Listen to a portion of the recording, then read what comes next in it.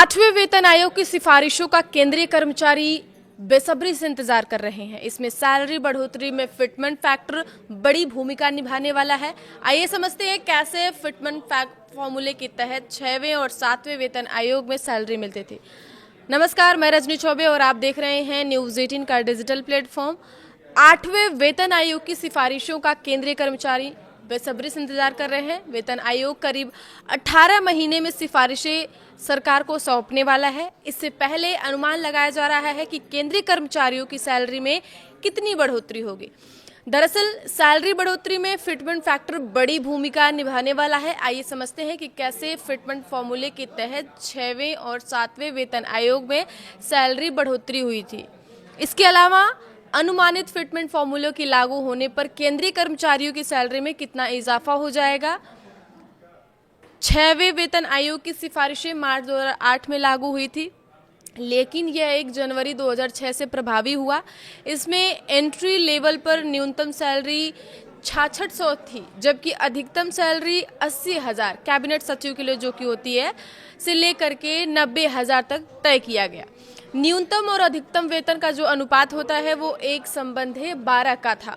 अगर 7वें वेतन आयोग की बात करें तो इसमें बड़ा बदलाव करते हुए पे बैंड और ग्रेड पे सिस्टम खत्म कर दिया गया और पे मैट्रिक्स लागू किया गया। इसमें 2.57 का फिटमेंट फैक्टर लागू हुआ, जिसमें केंद्रीय कर्मचारियों की बेसिक सैलरी 2.57 गुना बढ़ी। न्यूनतम वेतन 18,000 और अधिकतम 2,50,000 जो कि कैबिनेट सचिव स्तर की होती है तय हुआ। इसके साथ ही सभी कर्मचारियों के लिए सालाना इंक्रीमेंट 3% निर्धारित कर दिया गया। आपको बता दें कि 7वें वेतन आयोग का जो कार्यकाल था 31 दिसंबर 2025 को समाप्त हो चुका है। 8वें वेतन आयोग से कितनी बढ़ सकती है सैलरी, इस बारे में अगर बात करें तो बीते साल सरकार ने 8वें वेतन आयोग का गठन किया था।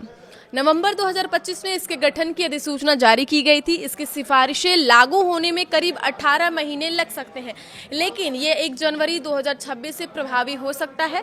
कर्मचारी संगठनों की मांग है कि इस बार फिटमेंट फैक्टर 3.0 से 3.25 के बीच रखा जाए। यदि ऐसा होता है तो कर्मचारियों की सैलरी में बड़ा उछाल देखने को मिल सकता है। फिटमेंट फैक्टर कैसे तो होता है, अगर इस बारे में बात करें तो फिटमेंट फैक्टर पिछले वेतन आयोग की बेसिक सैलरी, महंगाई भत्ता जिसे कि डीए कहते हैं, सालाना increment, growth factor, family units वगैरह पर आधारित होती है।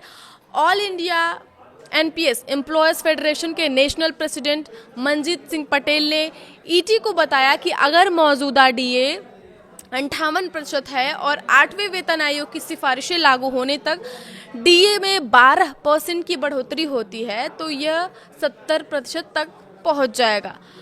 पटेल के मुताबिक सरकार ग्रोथ फैक्टर की गणना करती है जो पिछली बार 24% था। फिटमेंट फैक्टर की गणना करते समय वेतन आयोग फैमिली यूनिट्स पर भी विचार करता है जो पिछली बार 3 थी और इस बार हम 5 सिफारिश कर सकते हैं।